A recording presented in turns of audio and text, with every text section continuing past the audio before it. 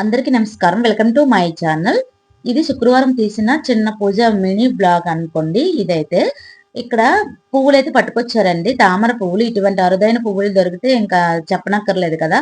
అది కూడా అమ్మవారికి ఇష్టమైన రోజు శుక్రవారం అయితే వచ్చాయి. అది కూడా అమ్మవారికి ఇష్టమైన పువ్వులతో పూజ చేసుకుంటున్నాను. నాకు చాలా ఇష్టంగానే సంతోషంగానే కూడా ఉంది. ఇంక ఇవనేవి తెచ్చిన 4 పువ్వులైనా చాలా నిండుగా అనిపించాయండి. అవి మొగ్గల్లా ఉంటాయి కదా.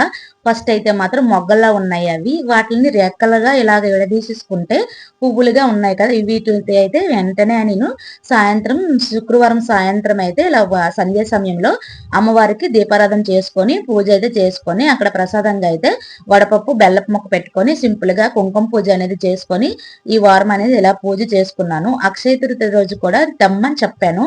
ఈ పువ్వులు అనేవి ఇంక ఉంటాయి ఉండవా చూడాలి. ఇంకప్పుడైతే ఈ వీడియో నచ్చితే లైక్ అండ్ సబ్స్క్రైబ్ ప్లీజ్.